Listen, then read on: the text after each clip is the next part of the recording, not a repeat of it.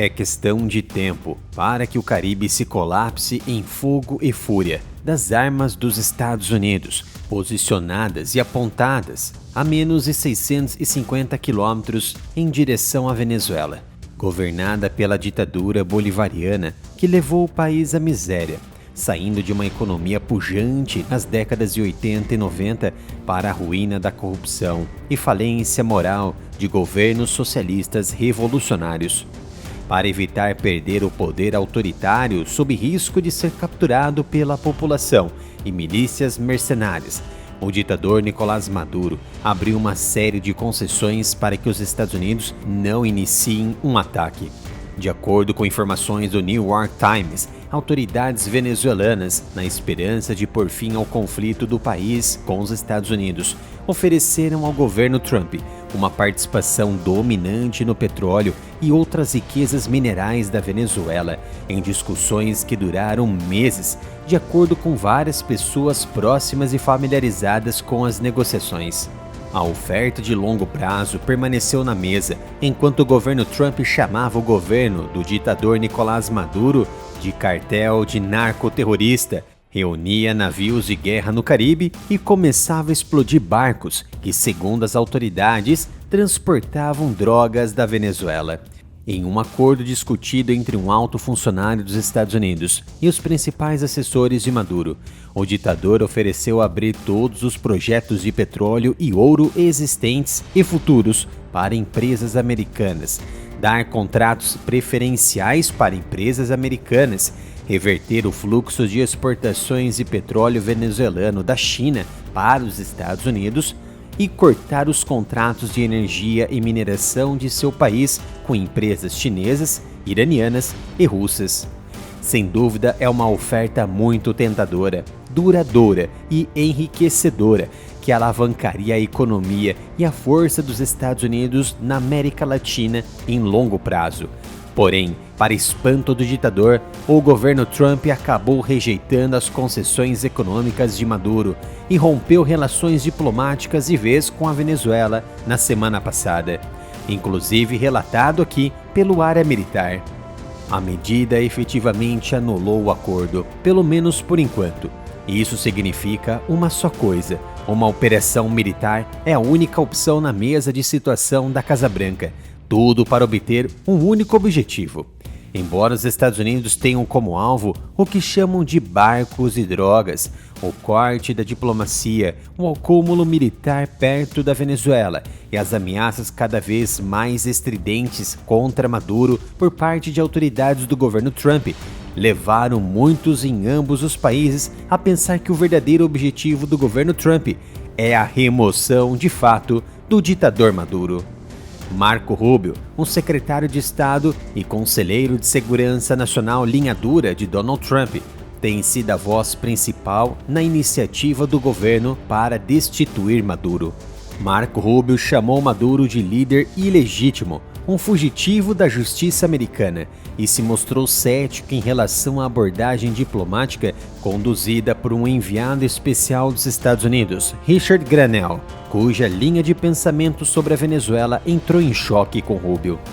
Os defensores da diplomacia reconhecem que a abordagem linha dura de Rubio prevaleceu por enquanto, mas acreditam que seus esforços podem eventualmente dar frutos, apontando para as mudanças repentinas de Trump em outras questões importantes de política externa, como a guerra na Ucrânia, o comércio com a China ou o programa nuclear do Irã. Publicamente, o governo venezuelano respondeu à escalada militar de Trump com desafio e promete defender o que chama de Revolução Socialista iniciada na década de 1990 pelo falecido antecessor e mentor de Maduro, o ditador Hugo Chávez. Ao mesmo tempo, Maduro afirmou que permanece aberto às negociações e que seu governo continua aceitando voos de deportação dos Estados Unidos. Nos bastidores, no entanto, altos funcionários da Venezuela, com a bênção do ditador Maduro, ofereceram a Washington concessões de longo prazo que essencialmente eliminariam os vestígios de nacionalismo de recursos no cerne do movimento chavista. Embora o enviado de Trump, Granel, e as autoridades venezuelanas tenham progredido em questões econômicas, não chegaram a um acordo sobre o futuro político de Maduro. O ministro das Relações Exteriores da Venezuela, Ivan Gil, disse em uma entrevista no mês passado que Maduro não negociaria sua saída. Maduro e assessores são sábios. Se abandonarem o poder, serão destruídos pelo povo ou fugirão como covardes igual Bashar al-Assad, o ditador que foi deposto na Síria. Maduro é ditador nato, não é compatível com democracia e liberdade. Reprimiu repetidamente os desafios democráticos ao seu governo depois de assumir a presidência em 2013. Diga-me com quem tu andas, que eu direi quem tu és.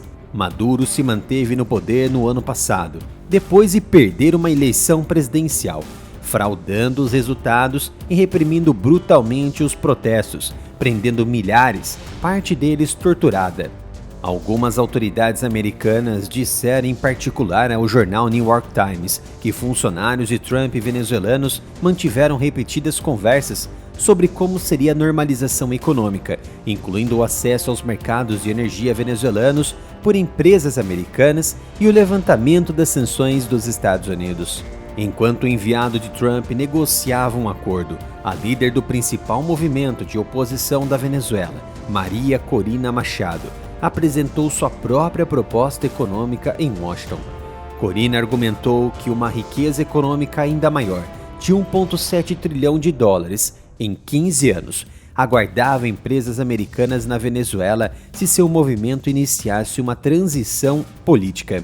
Para mostrar sua força perante o mundo, Corina recebeu o Prêmio Nobel da Paz na sexta-feira, pelo que o Comitê Norueguês do Nobel descreveu como seu trabalho incansável na promoção dos direitos democráticos para o povo da Venezuela.